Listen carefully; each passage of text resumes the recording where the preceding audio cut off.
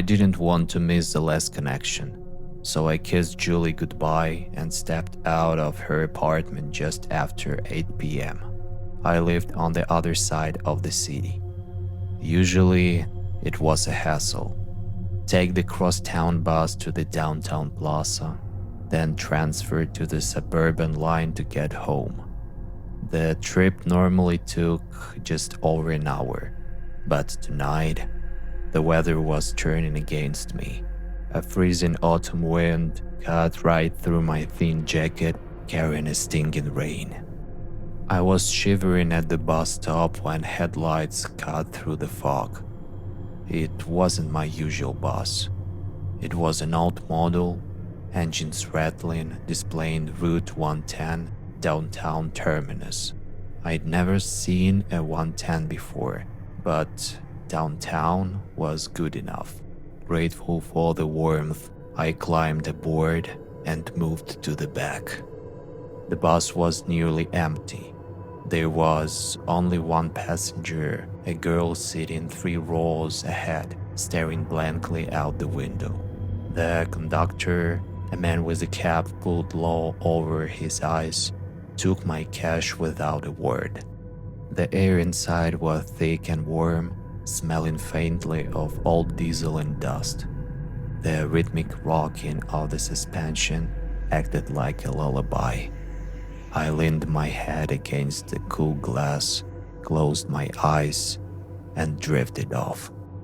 Suddenly, I woke up. The interior lights were flickering now, casting harsh, buzzing shadows. The girl across from me was gone. I looked out the window. Instead of city lights, I saw a dry, black forest.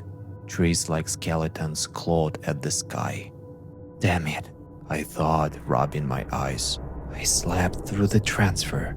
Next stop, Terminus, I muttered to myself. Moments later, the dead forest broke away, revealing a row of decaying wooden houses.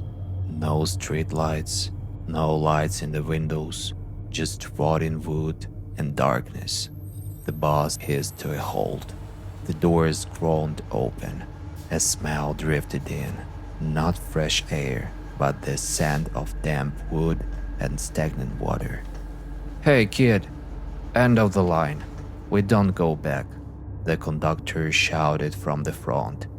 His voice sounded scratchy, like sandpaper.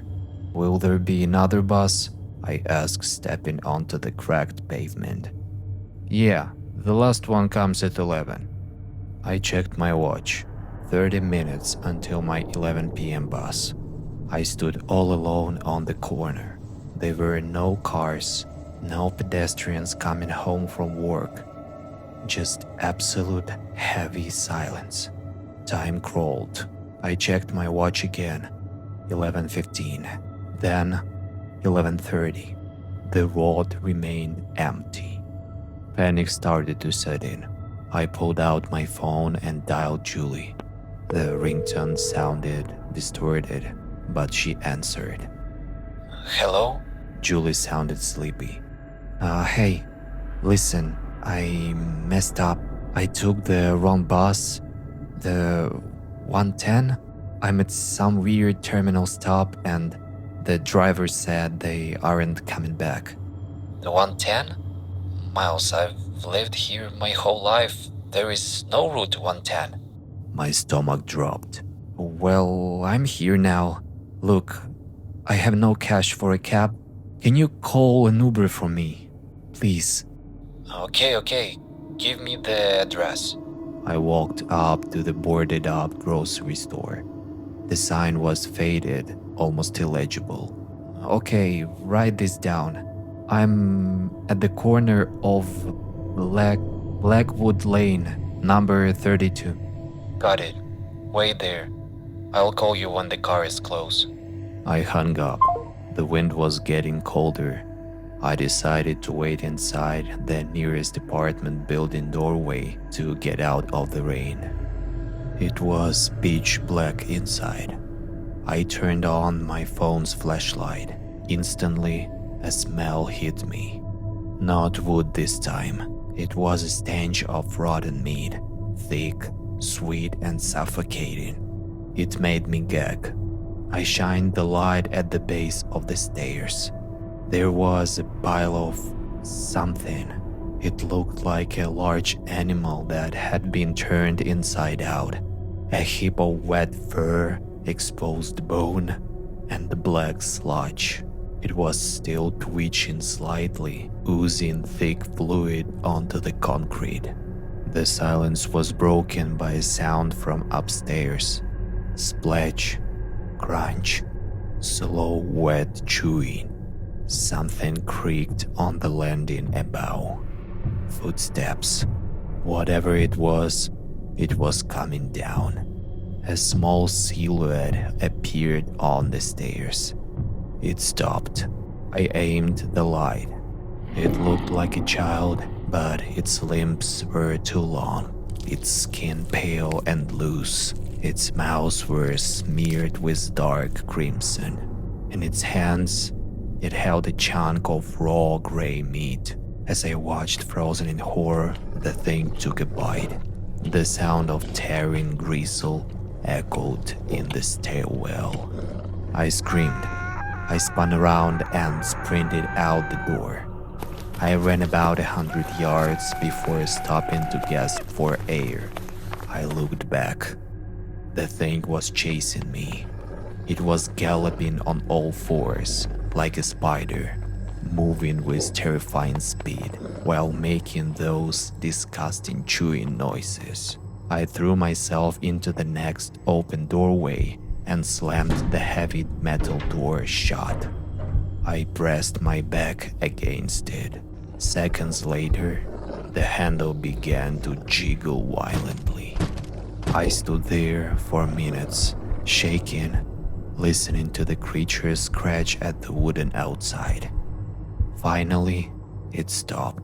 Cautiously, I opened the door just an inch. The street was empty, but there, at the bus stop, stood the 110. Its engine was idling. Salvation, I thought. I ran. I didn't look back. I leaped up the stairs into the bus. "Go, just go!" I yelled at the driver. But the driver didn't move. The doors didn't close. The bus just stood there, humming in the darkness, waiting. Miles was never found. Not a week later, not a year later. Police searched the route, but Blackwood Lane didn't exist on any map in this city. Julie eventually stopped waiting. She got married, moved to Boston, and started a new life. She tried to forget, but last night, her phone rang. It was an unknown number. "Hello?" Julie said. Hey, Her voice was crackly, filled with static, but she knew it. It was a voice she hadn't heard in 10 years. listen, I messed up. I took the wrong bus. The 110? I'm at some weird terminal stop and the driver said they aren't coming back. Julie dropped the phone. Her hands trembled violently, but she could still hear his voice, tiny and distant, coming from the floor. Can you call a taxi for me, please? It's cold out here.